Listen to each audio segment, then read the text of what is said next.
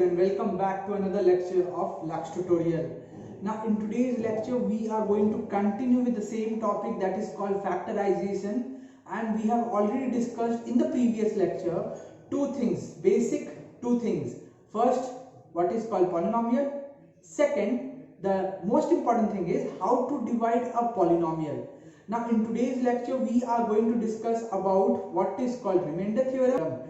But before starting with this video, that means this lecture, just go and watch the previous video, that means the previous lecture basically, because whatever we are discussing over here is totally related to the previous lecture.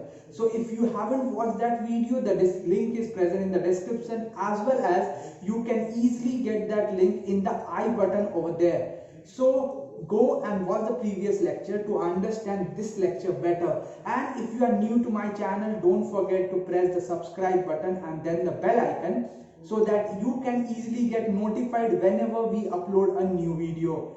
So let us start with this topic. Now we are going to discuss a topic that is called remainder theorem. But before starting with the remainder theorem, let us discuss one very important thing that we discussed in the previous lecture. We discussed about the divisor, the dividend, the quotient and the remainder. Now with those basic concepts we are going to express them over here, and we are going to write that whenever we are dividing any function,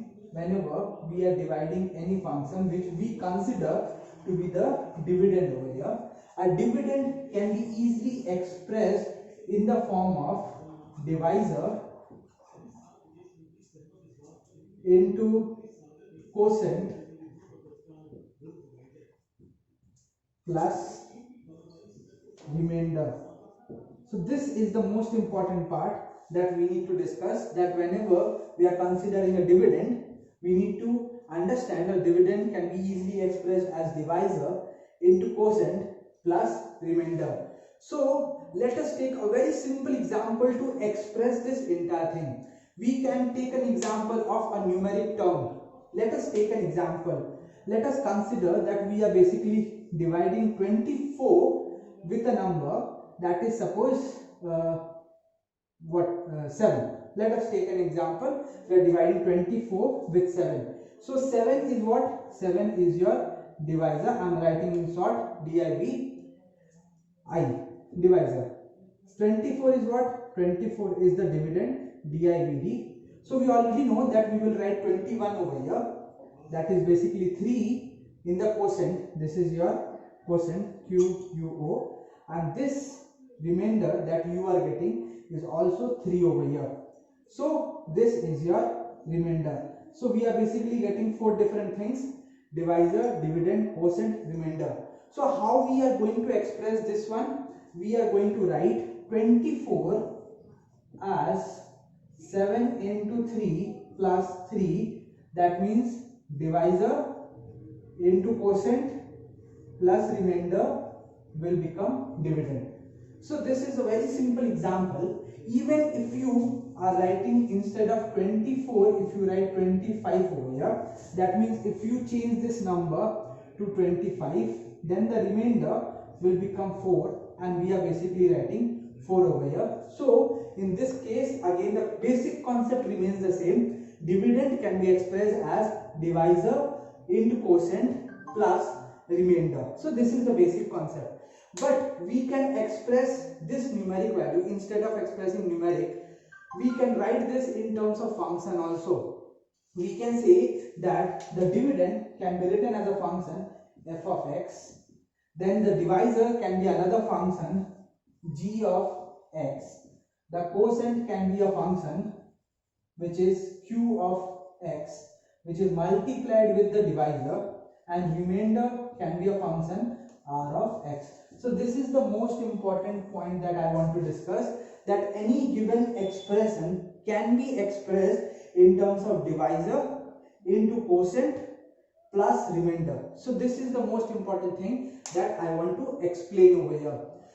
Now this is the basics of your remainder theorem. So the word remainder theorem means what? The word remainder theorem means we are discussing something related to remainder. So let us understand that one. So before understanding the remainder theorem, let us discuss one more important thing that will let us understand the remainder theorem in a much better way. So let us understand that part. Now let us understand that part. So whenever we discuss about the factorization, we say that a function f of x can be expressed in terms of g of x, which is the divisor, into quotient plus the remainder.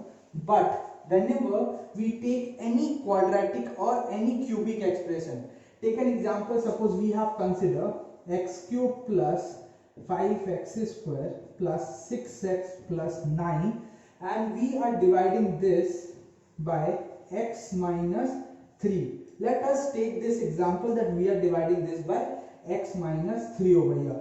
So we say, what is the divisor over here? The divisor is this. So we can say that whenever we have been given any expression, that means any function, the divisor that we have been given is in the form of x minus alpha.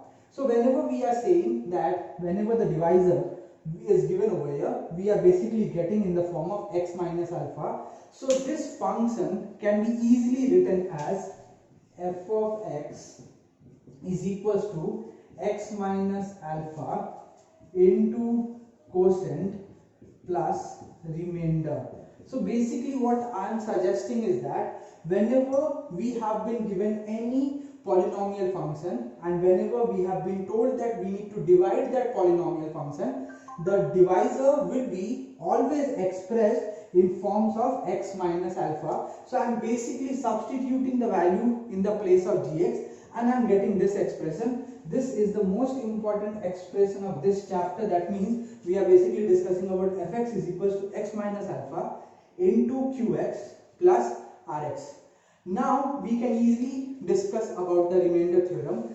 Now remainder theorem says that whenever we substitute the value of x as alpha in the given function, remember this point is very important, whenever we substitute the value of x as alpha in the given function. So if we substitute, let us do that, f of alpha, that means you will write alpha minus alpha over here into q of alpha plus r of alpha. So this entire portion will be 0. So we say that the function will give you the remainder.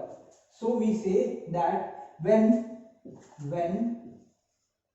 x is equals to alpha, then f alpha is the remainder of the function. So this is the most important thing that I want to discuss in the case of factor theorem. This is basically a factor theorem. This is basically the remainder theorem. So the remainder theorem says that whenever in this given expression, if we substitute the value of x as alpha, the part that we are getting is basically the remainder. This is called the remainder theorem.